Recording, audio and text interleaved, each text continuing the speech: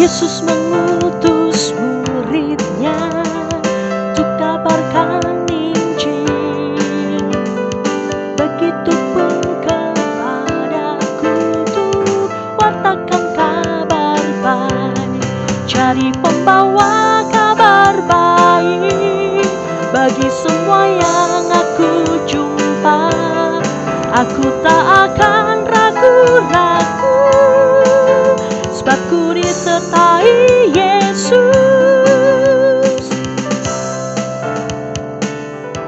Shalom teman-teman, selamat berjumpa kembali dengan Kak Heri di sini. Teman-teman, pasti teman-teman semua pada sehat ya. Pasti teman-teman semua pada sukacita hari ini. Nah teman-teman, sebelum kita mulai persekutuan pada hari ini, mari kita berdoa minta pimpinan Roh Kudus. Mari kita berdoa. Tuhan Yesus yang baik, kami sungguh bersyukur dan berterima kasih karena pada hari ini kita dapat berkumpul kembali untuk mendengarkan firman Tuhan, untuk belajar bersama-sama tentang firman Tuhan, sehingga iman kami bertumbuh di dalamnya. Berkati persekutuan kami ya Tuhan, di dalam nama Tuhan Yesus kami sudah berdoa. Haleluya, amin.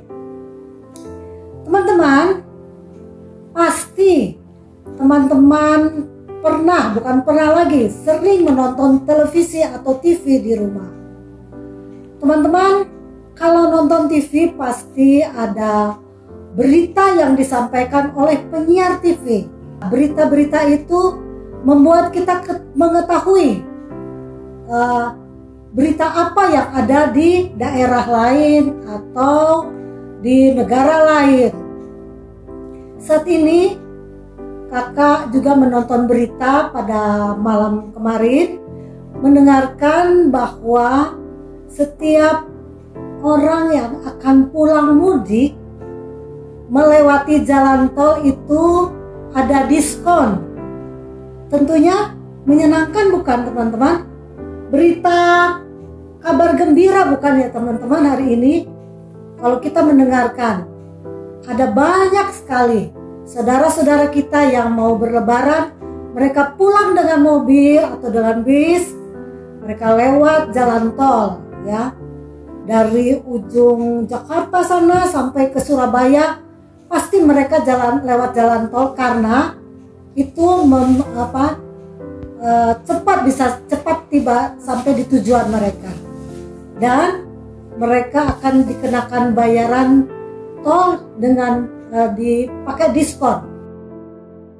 Nats pada hari ini, sebelum kita masuk dalam cerita, kita akan baca dulu Amsal 25 ayat 25 merupakan ayat hafalan kita pada hari ini.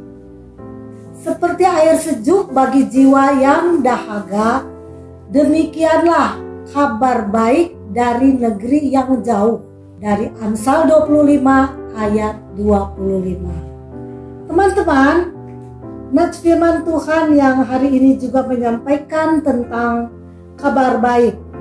Apa ya kabar baik itu? Kabar baik itu adalah firman Tuhan. Ceritanya begini teman-teman, ada seorang Nabi Yesaya.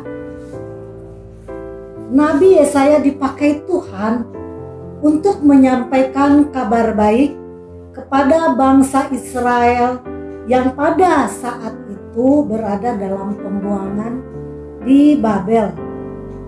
Tahu kan teman-teman, kalau lagi dijajah itu pasti menderita. Begitu juga dengan orang-orang Israel pada zaman itu. Jadi teman-teman, menyampaikan kabar baik kepada mereka, kira-kira kepada siapa saja ya mereka itu? Satu, kepada orang sengsara, kepada hati yang remuk, kepada orang-orang yang tertawan, juga kepada orang-orang yang dipenjara. Teman-teman, janji Tuhan kepada orang-orang sengsara yang remuk hati bahwa mereka akan mendapat pembebasan dan penghiburan. Kepada orang-orang tawanan, mereka akan dibebaskan. Tentu senang ya. Kepada orang-orang yang dipenjara, mereka akan dilepaskan. Pasti senang ya kalau dapat kabar baik seperti ini. Kabar baik ini disampaikan kepada orang-orang Israel pada saat itu. Pastinya mereka mendapat kelegaan. Seperti firman Tuhan tadi di Amsal 25 ayat 25. Ya. Seperti air sejuk bagi jiwa yang dahaga, demikianlah kabar baik dari negeri yang jauh. Langsung ada kesegaran mendengar kabar baik. Janji Tuhan ini digenapi dengan kedatangan Tuhan Yesus sebagai anak manusia untuk membebaskan orang-orang yang sengsara, yang remuk hati, dan yang tertawan karena dosa. Janji Tuhan ini berlaku bagi kita yang percaya kepada Tuhan Yesus yang telah mati dan bangkit. Dia datang untuk menebus dosa kita dan memberikan keselamatan bagi setiap kita yang percaya kepadanya.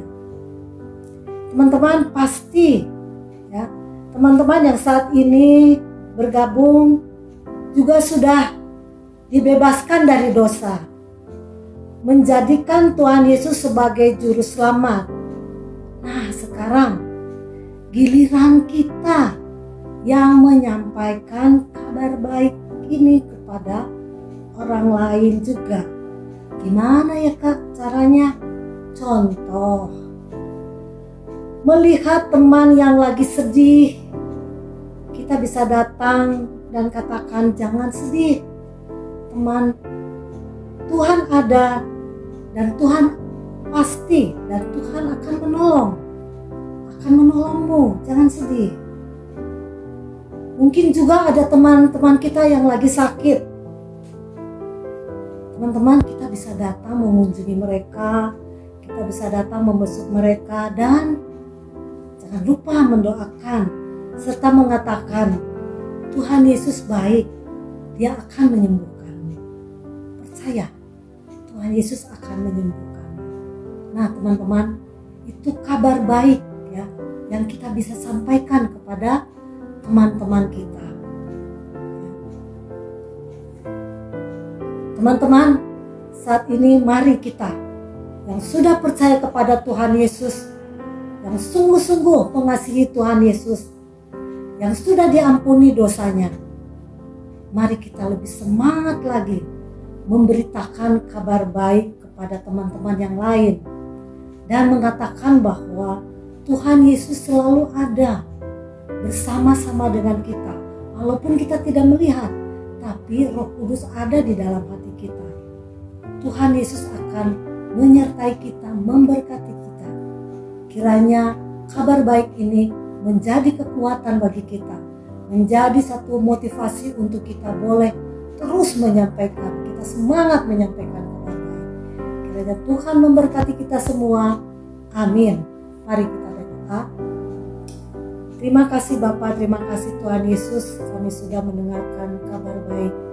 Kami percaya ya Tuhan, ketika kami saat ini sudah memiliki Tuhan sebagai juru selamat hidup kami mau menceritakan kabar baik ini kepada teman-teman kami yang belum mendengar atau yang masih ragu-ragu ya Tuhan.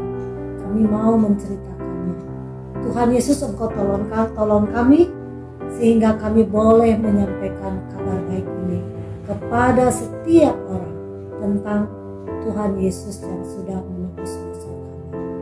Terima kasih Tuhan Yesus. Haleluya. Amin.